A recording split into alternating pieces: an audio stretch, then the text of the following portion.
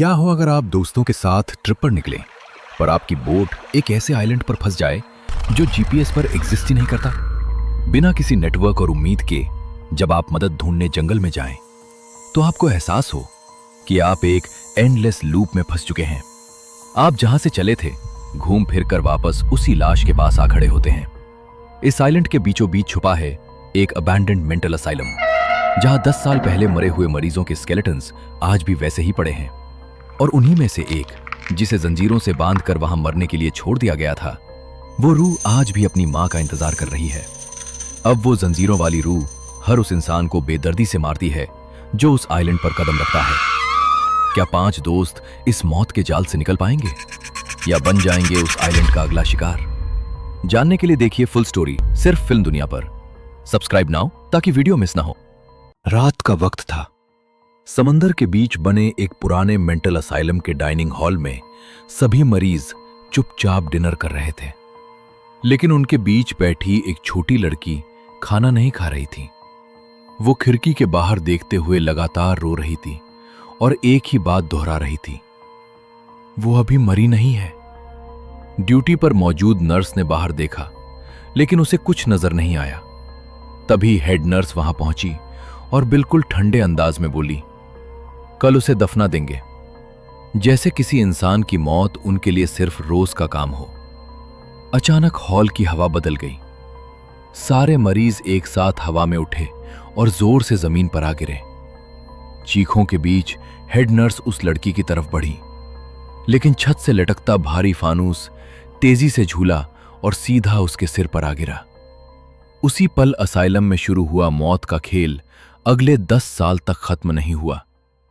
सबसे डरावनी बात यह थी कि उस लड़की को जो चीज दिखाई दे रही थी वो किसी और को नजर नहीं आ रही थी, और उसके शब्द, वो अभी मरी नहीं है, इस बात का इशारा थे कि इस इमारत में किसी शरीर को मौत के बाद भी सुकून नहीं मिला। कहानी अब मौजूदा समय में आती है।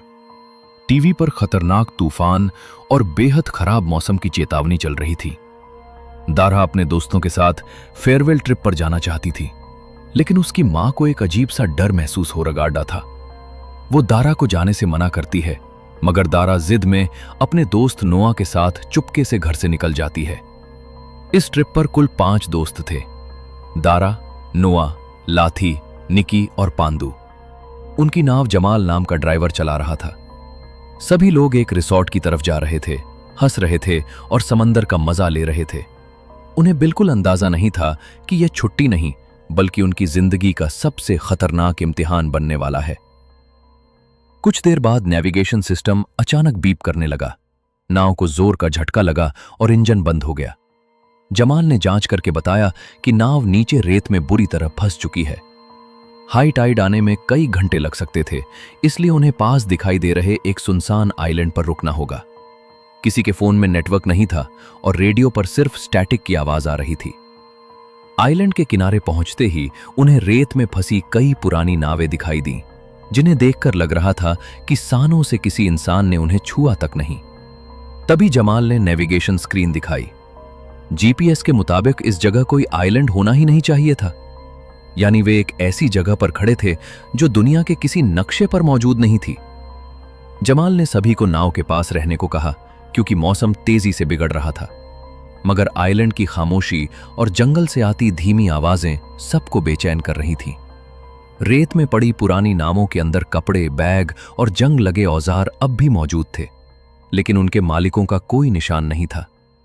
चेतावनी उनके सामने थी, फिर भी जिज्ञासा उन पर भारी पड़ने वाली थी। तभी जंगल के अंदर से एक बच्ची की धीमी आवाज आई, मामा, मामा। दारा और नोआ को लगा कि कोई बच्चा मुसीबत में है। लाथी ने कहा कि इस सुनसान आइलैंड पर किसी बच्ची का होना सामान्य नहीं हो सकता, लेकिन दारा को लगा कि अगर कोई सच में फंसा है तो उसे अकेला छोड़ना गलत होगा। नोआ भी उसके साथ हो लिया। बाकी लोग उन्हें रोक पाते उससे पहले ही दोनों टॉर्च लेकर जंगल में चले गए। यही उनकी पहली बड़ी गलती थी, क्योंकि आइलैंड को बस इसी बात का इंतजार था कि ये समूह अलग हो। जंगल के अंदर हवा ठंडी और सड़ी हुई थी। दारा को जमीन पर एक पुराना मोबाइल मिला, इसका मतलब था कि उनसे पहले भी लोग यहां आ चुके थे। वे वापस मुड़ने वाले थे, तभी बच्ची की आवाज दोबारा सुनाई दी। इस बार वो पहले से कहीं ज्यादा करीब थी। अचानक अलग अलग दिशाओं से किसी के भागने की आवाजें आने लगी। नोआ और दारा कुछ पलों के लिए अलग हो गए। दारा को एक पेड़ के पास कोई औरत बैठी दिखाई दी। जैसे ही उसने उस औरत के कंधे पर हाथ रखा, वो पलट गई। उसका चेहरा पूरी तरह गल चुका था और उसकी आंखें बिल्कुल सफेद थीं। दारा की चीख सुनकर नोआ उसके पास पहुंचा। दोनों वहां से भागे, लेकिन हर रास्ते पर उनके पैर किसी न किसी लाश से टकरा रहे थे। काफी दूर भागने के बाद वे रुके, मगर उनके सामने फिर वही सफेद आंखों वाली लाश थी।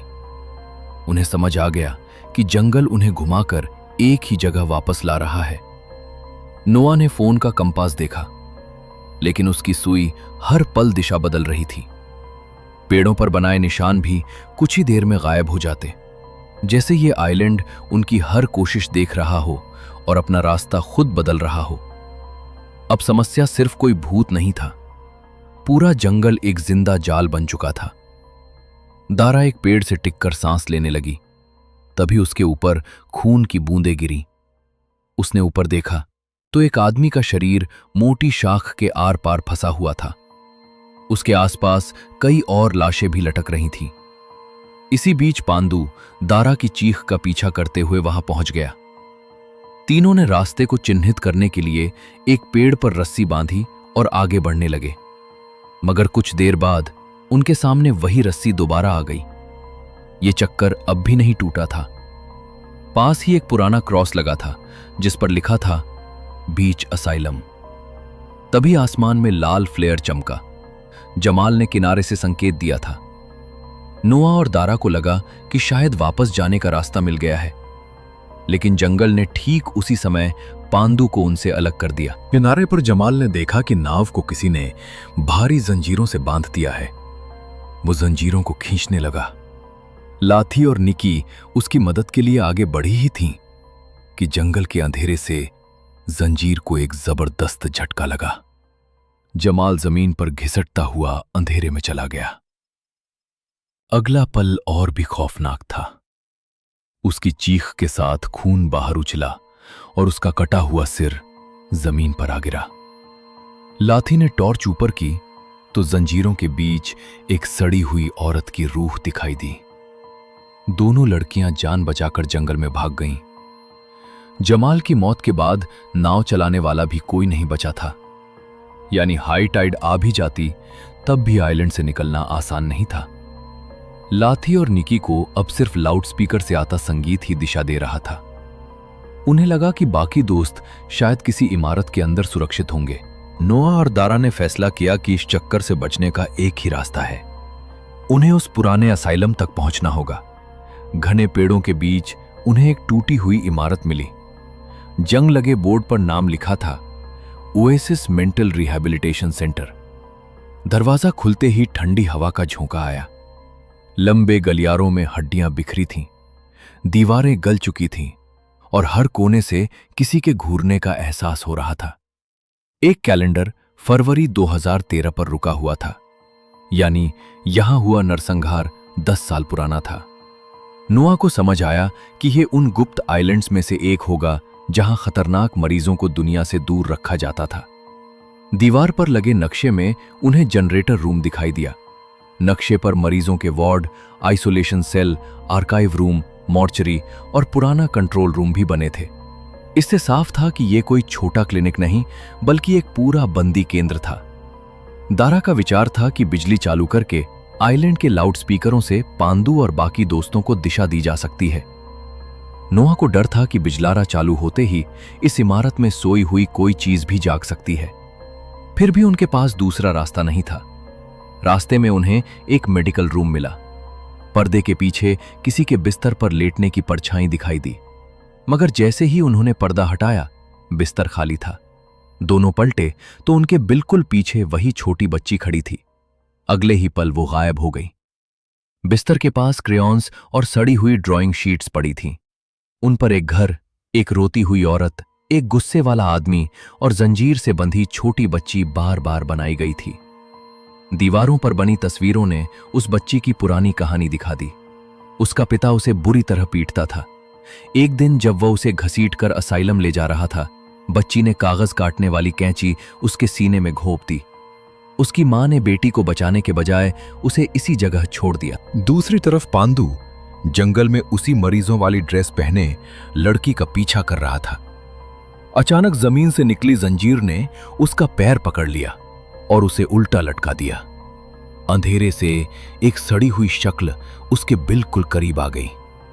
जंजीर खुली तो वो जमीन पर गिरा और अपनी जान बचाकर भाग निकला। थोड़ी दूर वही लड़की मकड़ी की तरह हाथ पैरों के बल बैठी थी।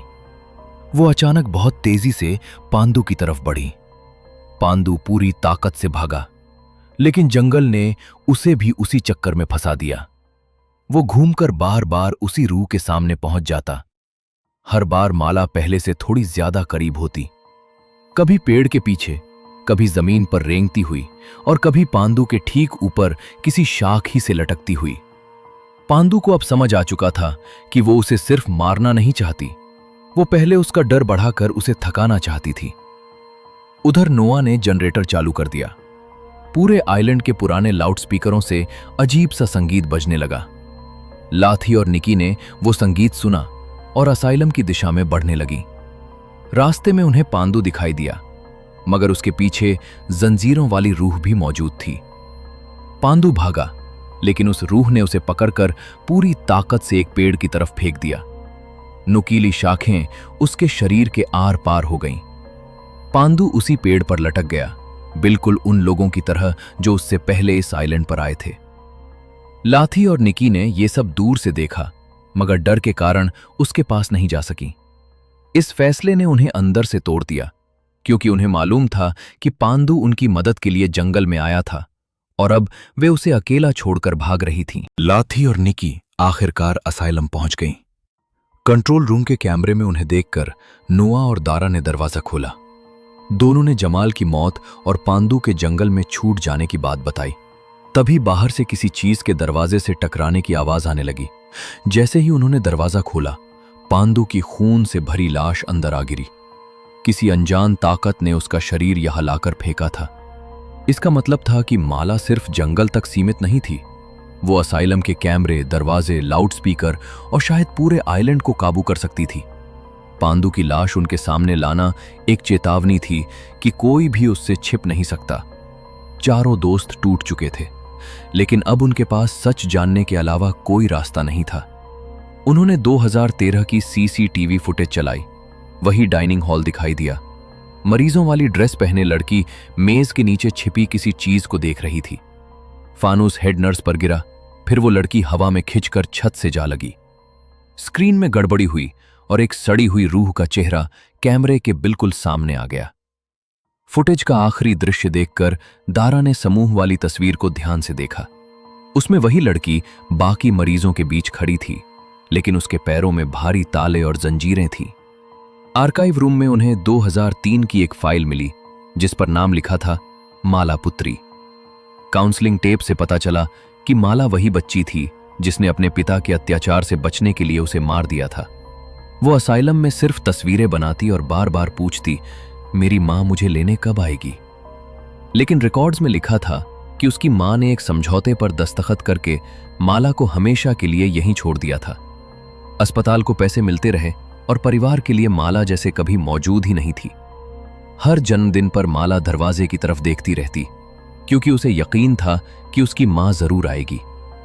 साल गुजरते गए, लेकिन कोई नहीं आया। जब माला को सच्चाई पता चली तो उसका दर्द गुस्से में बदल गया। उसने दूसरे मरीजों पर हमला किया, इसलिए नर्सों ने उसे आइसोलेशन रूम में भारी जंजीरों से बांध दिया। आखिरी रिकॉर्डिंग में माला कह रही थी, जब मैं मरूंगी तब सिर्फ मेरी मां मेरा शरीर ले जा सकती है, सिर्फ मां ही मुझे दफना सकती है। नर्सों ने उसके शरीर पर केमिकल डाला और उसे अकेला छोड़ दिया। माला ने जंजीरें तोड़ने की कोशिश में अपने हाथ बुरी तरह जख्मी कर लिए।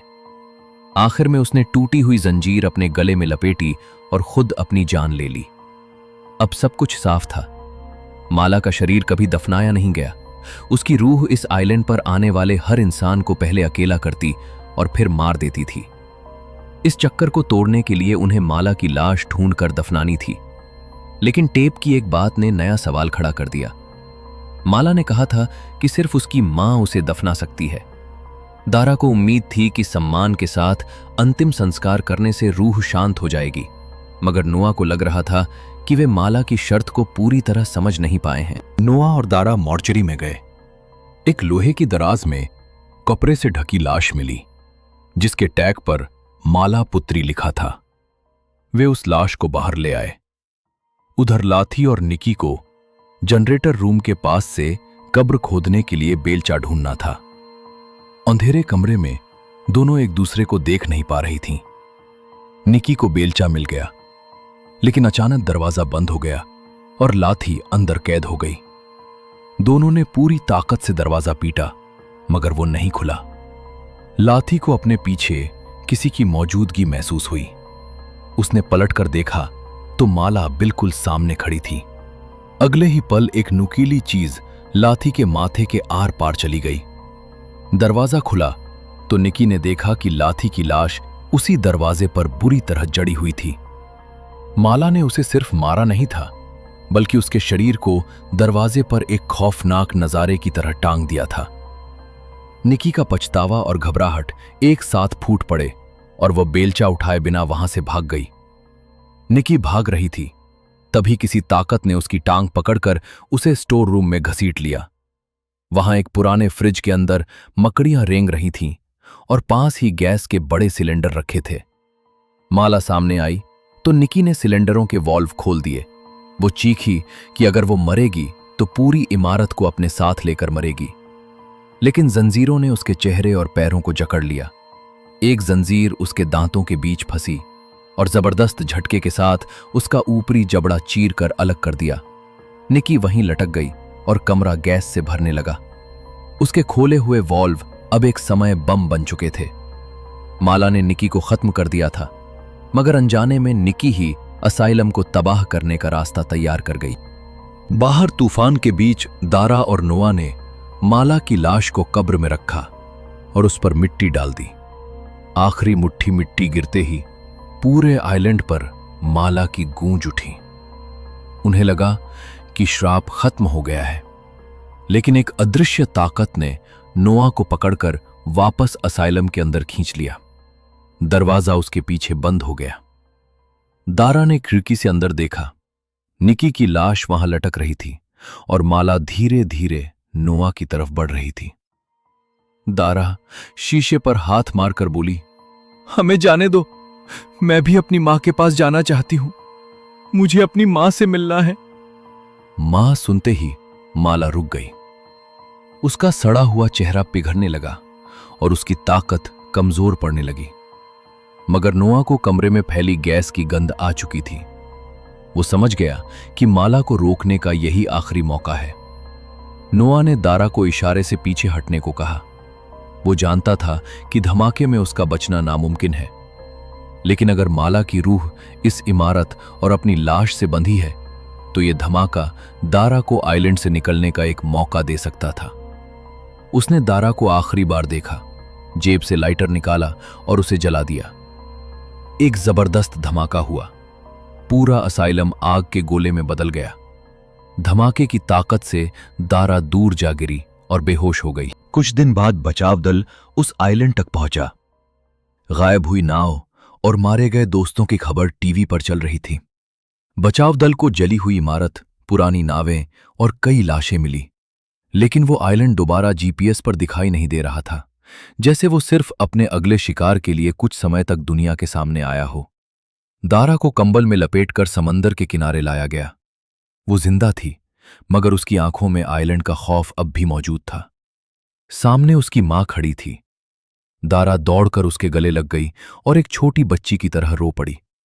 उसने अपनी मां को कसकर पकड़ा और सिर्फ इतना कहा, प्लीज मुझे फिर कभी अकेला मत छोड़ना मामा। और इसी लाइन के साथ कहानी खत्म होती है। माला ने पूरी जिंदगी अपनी मां का इंतजार किया, जबकि दारा ने मौत के बिल्कुल करीब जाकर समझा कि मां की रोक टोक कभी कभी बंधन नहीं बल्कि हिफाजत होती है।